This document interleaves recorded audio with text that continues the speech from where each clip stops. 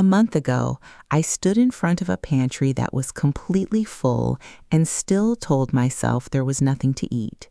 The shelves were packed with half-used bags, duplicate cans, sauces I had bought for one recipe, and snacks I had forgotten were even there.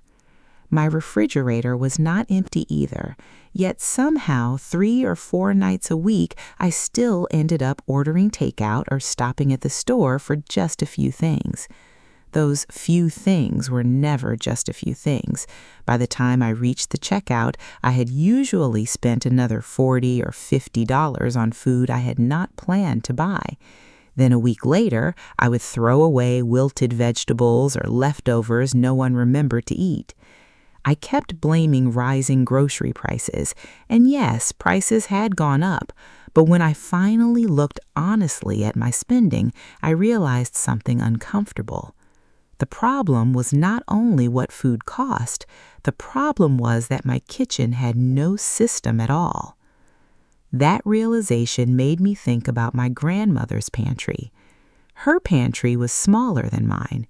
She did not have 20 kinds of snacks or ingredients for recipes she might make someday, but no matter when we visited, she could always put a meal on the table. She knew exactly what she had, where it was, and what she could make with it. At 58, I decided to recreate her pantry in my own home. Not exactly as it looked in 1955, but according to the rules she actually lived by. Within weeks, my grocery bill started dropping. I wasted less food, ordered less takeout, and stopped making those expensive last-minute trips to the store. What surprised me most was this. I did not save money by having less food. I saved money by finally using the food I already had. When I think about my grandmother's pantry, I do not remember anything fancy. No matching containers, no decorative labels. Most of the jars had been reused, and many of the labels were handwritten. But everything had a purpose. She kept flour, sugar, oats, rice, beans, salt, and a few basic spices. Canned tomatoes, broth, tuna, and jars of food she had preserved herself. Potatoes, onions, and garlic stored in a cool, dark place. Almost everything in her pantry could become part of several different meals. A can of tomatoes was not bought for one special recipe. It could become soup, sauce, or stew.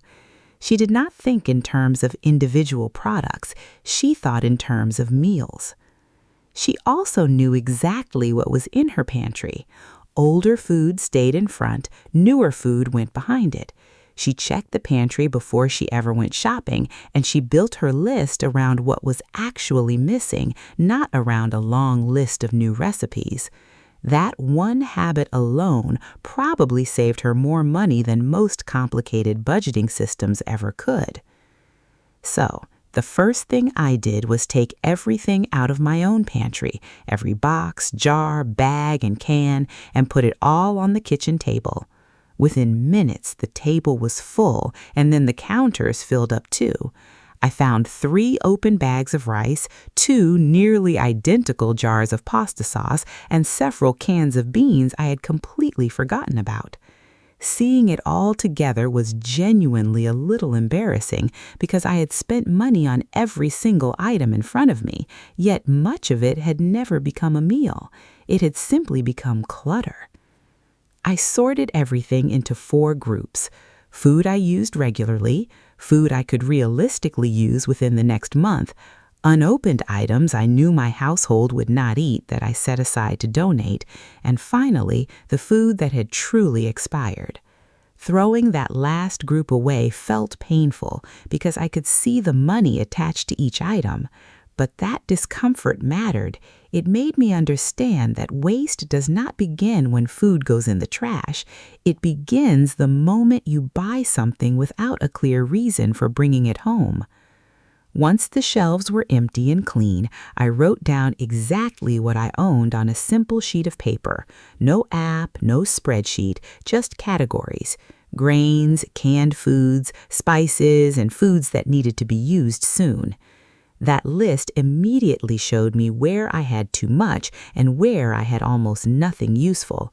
Plenty of snacks, but very few dependable dinner ingredients, several specialty sauces, but almost no broth. Then I made one small basket, placed it on the easiest shelf to reach, and labeled it with 3 simple words: "Eat this first." Every open package and every item nearing its best buy date went into that basket. It became one of the most useful things in the entire kitchen because I could see it every single time I opened the door. That was the moment I finally understood one of my grandmother's most practical lessons. You cannot save money on food you cannot see. If you are finding this kind of honest, practical reorganizing helpful, take a moment to hit subscribe so you don't miss the next one.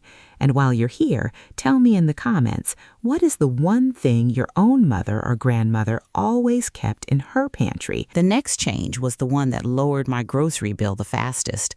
I stopped deciding what I wanted to eat before checking what I already had. For years, I planned meals backward, choosing a recipe first and then buying every ingredient it required, even when I already owned half of them. My grandmother cooked in the opposite direction entirely. She looked at what was available first, then decided what those ingredients could become. So before every grocery trip now, I stand in front of the pantry with a small notebook, check the refrigerator too, and write down what needs to be used soon. Only after that do I choose the week's meals. If I have rice, eggs, and frozen vegetables, one dinner is already decided. If I have beans, canned tomatoes, and broth, that becomes soup. The question stopped being, what do I feel like buying, and became, what can I make from what I already paid for? I also wrote down 10 simple pantry meals I could make without a full recipe: pasta with canned tomatoes and herbs, rice with eggs and frozen vegetables, bean soup with bread, baked potatoes with simple toppings. None of them are impressive, but they are inexpensive, filling, and easy to make even on a tired evening, which is exactly the moment I used to reach for a delivery app instead.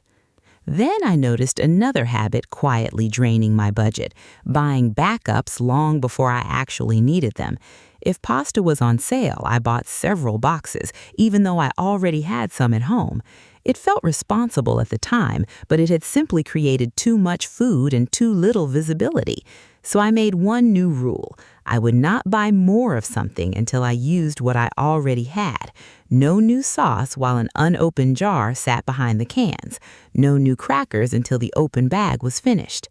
My grandmother always kept a sensible reserve: one extra bag of flour, a few additional cans she actually used regularly, never 5 versions of the same item just because the price was low. At the end of the first month, I compared my grocery and takeout spending to the month before. I had spent a little over $200 less, and that number came from fewer last-minute store trips and far less takeout, not from eating less or eating worse. In some ways, we ate better because there were more home-cooked meals and fewer random snacks quietly standing in for dinner. My pantry looks smaller now than it used to. Fewer cans, fewer boxes, far less variety, and yet I can make more meals from it than I ever could before. I had always assumed more food meant more options. In reality, too many unrelated products had simply made cooking harder.